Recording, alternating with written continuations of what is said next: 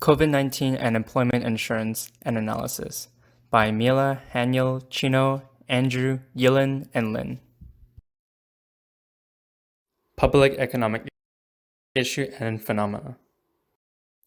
In response to the COVID-19 pandemic, Canada has made public the Canada Emergency Response Benefit to provide financial relief to those who are unable to work. This has resulted in government spending of over $81 billion. This is a major contrast to the employment insurance spending in 2013 to 2014 of around $15.4 billion. CERB expenditure and changes in employment inevitably results in an economic recession. A recession occurs when there is an increase in employment, a rise in total benefit payments, and a reduction in total premiums collected. In response to this, the employment insurance system acts to shrink the recessionary gap through automatic stimulus, being an automatic stabilizer if revenues are exceeded by yearly expenditures. I'm gonna explain why we choose this topic. How the government chooses to distribute public expenditure is very meaningful for the society. This topic is also worthy of our discussion from many aspects. The good aspect is that CRB ensures that people are able to pay for their basic daily necessities. On the other hand, it has also added to the concerns of some low-paid employers. The reason is that extension of CRB may cause employees to increase laziness and do not want to return to work. For social development, long-term welfare will have a negative impact on society, so that CRB is only a temporary solution.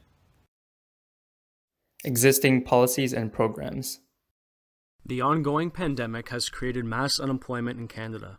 In May 2020, peak unemployment rates were reported by Stats Canada to be 13.7%.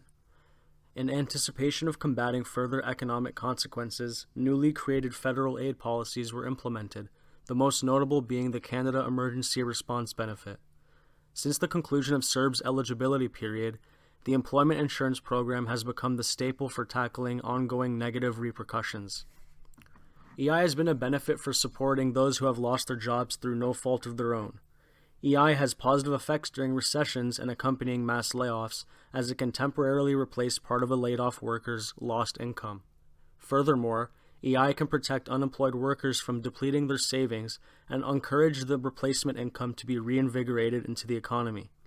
With EI incentives, unemployed workers can maintain consumption, so long as they are not in dire economic condition while searching for new employment.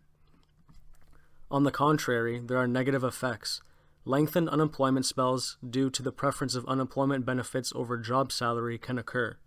Unemployed individuals may also falsify job searching while unemployed in order to continue to receive benefits.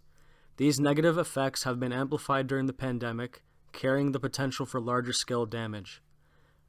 As the current EI system is funded through tax appointed to employers and employees, the unemployment issue can contribute to further negative impacts. Due to the magnitude of EI usage and the ongoing pandemic, there will be higher benefit payments moving forward and further harm to the economic base for the payroll tax. Policy recommendations. In the policy recommendation section, to aid in the economic recovery from recession brought about by COVID-19 pandemic, the policy recommendations are to increase public expenditures by maintaining the emergency EI and CERB programs to combat unemployment and sharp contractions in the output and consumption. Government leaders would compare the policies' trade-off and challenges and finally choose the best intervention for society altogether.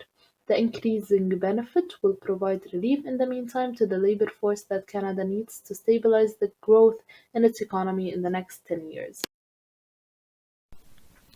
However, arguments defending CERB abuse maintain that the panic associated with the pandemic and the introduction of a new type of income maintenance program contributed to the understandable confusion of eligibility. Some measures have been taken to aid those struggling with repayment. Namely, on February 9, 2021, Prime Minister Justin Trudeau stated that recipients of emergency benefits who made up to $75,000 in taxable income won't have to pay interest on 2020 tax debt until 2022. While this solution may help those who are eligible, it can leave those ineligible in crippling debt and may even facilitate another recession. Therefore, instead of repaying almost double the income benefit, repayment of up to 60% of the original amount may help the government recuperate losses while not being as much of a burden to the working class. As for costs and benefits, the federal government of Canada generated an increased amount of expenditures in response to the COVID-19 pandemic. For the 2020 to 2021 fiscal year, the government posted a budgetary deficit of $268.2 billion, as compared to the 2019 to 2020 fiscal year, which posted a deficit of only $39.4 billion. This sharp increase in the deficit is a result of the increased spending towards emergency temporary measures implemented through the government's economic response plan. The dramatic shift in the government's fiscal budget reflects the severe deterioration in economic activity. As evidenced by the graph depicting the increased number of initial EI claimants, the government introduced temporary changes to the old employment insurance program to make it more simple, flexible, and generous to address this issue. These changes involved loosening the qualifying requirements for receiving EI and had extended the weeks of support. The benefit floor was also changed to be $500 per week and has resulted in a higher effective replacement rate compared to the normal EI rules pre-pandemic. Going forward, as of September 27, 2020, the CER benefits will be transitioned into various other EI programs. The projected costs of these EI extensions will total $32.5 billion over the next 3 years. Providing additional EI benefits has helped to stabilize the overall demand for goods and services, as well as remove the many payments-related anxieties on consumers and businesses. Direct support measures are expected to result in an economic activity being 4.6 higher in 2020 and 4.4 higher in 2021 as compared to the case of no support. The direct support to EI and CERB has provided pivotal resistance to negative effects on the pandemic on employment rates. It has increased re-employment rates and saved almost 1.2 million jobs. The direct support funnel towards EI enhancements and CERB programs had been critical to saving the real GDP from rapid decline. Without the direct support, the unemployment rates would have been risen by an additional 6% in 2020 and 12% by the end of 2021. There have been also a substantial indirect benefit for businesses and household confidence. This is consistent with the economic evidence supporting the theory that fiscal policy is likely to be more effective during a recessionary period.